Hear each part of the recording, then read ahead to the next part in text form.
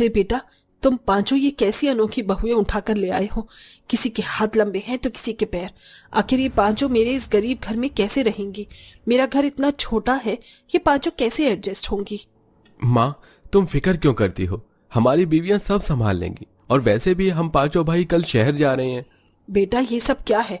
तुम पांचों ने बिना मुझसे पूछे अपनी मर्जी से इन पांचों से शादी कर ली, और ये बिना मुझे बताए तुम पांचों शहर जा रहे हो। ये सब क्या हो रहा है? क्या तुम्हें नहीं लगता कि तुम्हें फैसले लेने से पहले मुझसे पूछना चाहिए था? माँ, अब आपके पांचों बेटों के कंधों पर उनकी बीवियों की जिम्मेदारी आ गई है। बस इसलिए हम शहर जा रहे हैं। और अब आपको अपने साथ साथ हमारी बीवियों का भी ख्याल रखना होगा।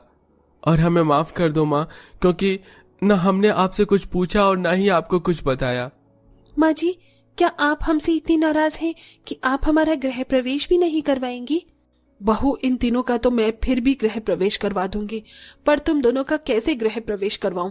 एक की टांग लंबी है तो दूसरे की गर्दन। मुझे तो समझ ही नहीं आ रहा तुम पांचों इस छोटे से घर में रहोगी कैसे? कोई बात नहीं माँ जी, हम आपके सामने झुक जाएंगे और घर में भी झुक कर ही रहेंगे। झुकना तो तुम्हें पड़ेगा ही। चलो बहू, तुम पांचों यही रुको, मैं अभी पूजा की थाल लेकर आती हूँ। इतना बोलकर आशा घर में जाती है और पूजा की थाल तैयार करके अपनी पांचों बहू की आरती उतारती है और उन्हें घर में आने के लिए कहती है। पर जैसे ही नेहा और आरती घर में आने लगती हैं, वो दोनों दरवाजे की चौखट में अड़ जाती हैं, जिसे देख आशा अपने पांचों बेटों से कहती है, बेटा, ये दोनों तो अंदर ही नहीं आ पा रही। घर में आने के बाद खड़ी कैसे रहेंगी? घर के काम कैसे करेंगी? मेरा तो सब कुछ सोच सोच कर ही सर दर्द हो रहा है। आशा की बात सुनकर नेहा और आरती झुक जाती हैं और घर में आती हैं। घर की छत काफी नीचे थी, जिस वजह से वो दोनों आते ही जमीन पर बैठ जाती हैं।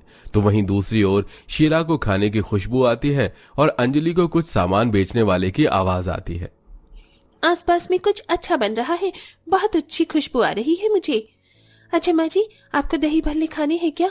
अगर आपको खाने हैं तो आप मुझे बता दो, मैं आपको दिला दूंगी, क्योंकि अभी 5 मिनट में हमारे घर के बाहर दही भल्ले वाला आ जाएगा। देख ले बेटा, तेरी बीवी खुले आंखों से सपने देख रही है। एक को खाने की खुशबू आ रही है तो एक को चूड़ी वाले की आवाज सुनाई दे रही है।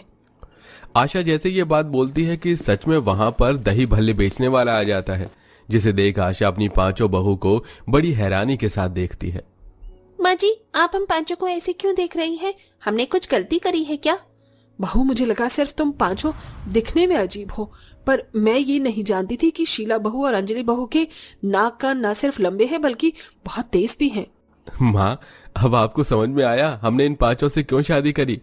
आप इन पांचों की जिस कमियों को देखकर मुंह बना रही थी, हमने उन कमियों में इनका वो टैलेंट देखा है जो शायद किसी ने नहीं देखा।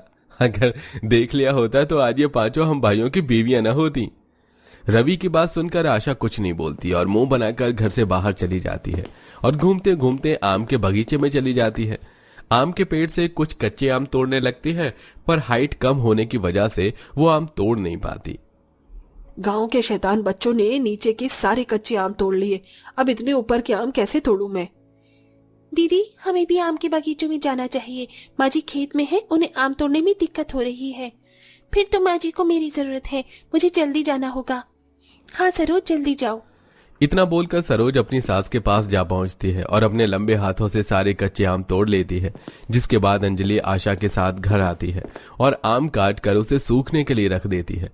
अब इसी तरह से कुछ दिन बीत जाते हैं और एक दिन घर में एक भी खाली डिब्बे नहीं है, मिल ही नहीं रहे। मैंने सारे खराब डिब्बे पता नहीं कहाँ रखे हैं।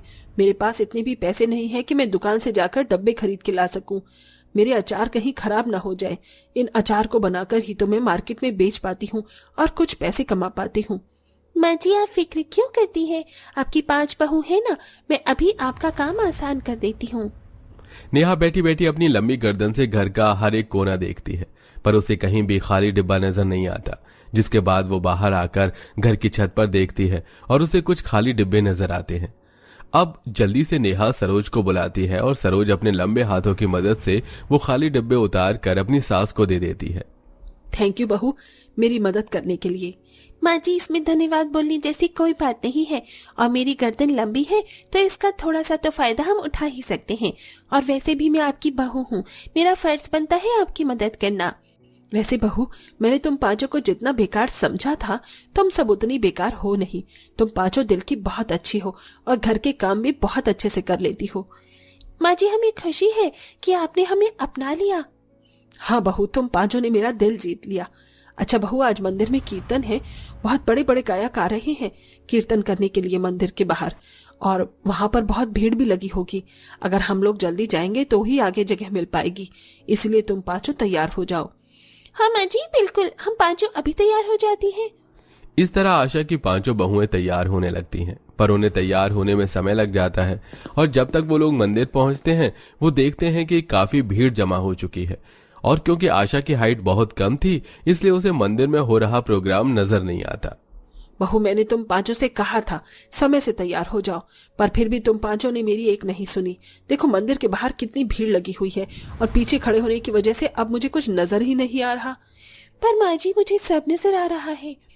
बहू, तुझे तो सब नजर आएगा ही। तूने अपने पैर देखे हैं?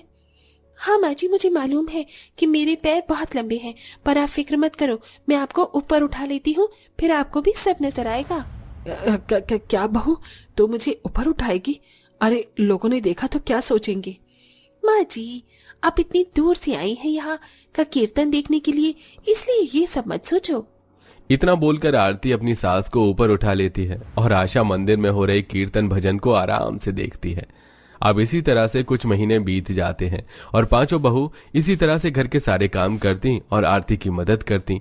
ऐसे ही एक रात आशा के पांचों बेटे गांव वापस आ रहे होते हैं, पर घर से कुछ दूरी पर एक ढाबे के बाहर ही कुछ गुंडे उन पांचों को घेर लेते हैं। अरे देख, तेरे पास जो कुछ है चुपचाप से सब निकाल और हमें दे दे, वरना हम तेरा खेल यहीं खत्म कर देंगे। माँ जी, हमारे पांचों पति गांव में आ चुके हैं और वो पांचों मुसीबत में हैं। उन्हें कुछ गुंडों ने घेर लिया है और उनके आसपास से बर्तन की आवाज आ रही है, पर मुझे समझ नहीं आ रहा कि वो पांचों कहाँ हैं। हमें जल्दी से जाकर उनकी मदद करनी होगी। मुझे खाने की खुशबू आ रही है, हो ना हो वो आसपास के किसी ढाबे के पास हैं। तुम सब रुको, मैं घर के बाहर जाकर देखती हूँ कि हमारे पति कौन से ढाबे के बाहर हैं। इतना बोलकर नेहा घर के बाहर जाती है और अपनी लंबी गर्दन की मदद से अपनी पांचों पतियों को ढूंढती है, और वो देखती है कि अगली गली में ही एक ढाबे के बाहर उनके पांचों पति हैं, जहां गुंडे उनसे उनका सामान छीन रहे हैं। ये देख नेहा अपने परिवार से कहती है, माँ जी, हमारे पति अगली गली में जो भुक्कड़ का ढाबा है ना, वहां पर हैं। हमें जल्दी से चलना चाहिए, उन्हें हमारी मदद की जरूरत है। इस तरह आशा अपनी पांचों बहू के साथ उस ढाबे पर आती है और वहां जाते ही सरोज अपने लंबे हाथों की मदद से उन गुंडों को पकड़ लेती है और आरती अपनी लंबी टांगों से उन गुंडों को इतना जोर के लात मारती है कि वो सारे गुंडे वहां से काफी दूर जाकर गिरते हैं। इस तरह पांचों बहू मिलकर अपनी पतियों की रक्षा करती हैं और वो सब सही सलामत घर आ जाते हैं। बहू, आज तुम पांचों ने कमाल कर दिया। मैंने कभी सोचा भी नहीं था कि मुझ गरीब को इतनी तेज बहुएं मिलेंगी। आज मैं बहुत खुश हूँ। माँ, आपके चेहरे की खुशी साफ साफ बयां कर रही है कि आपने अपनी पांच बहू को कब का अपना लिया है। हाँ बेटा, मैंने अपनी पांचों बहू को अपना तो लिया था, पर अब मेरी पांचों बहुएं मेरी आंखों का तारा बन चुकी हैं।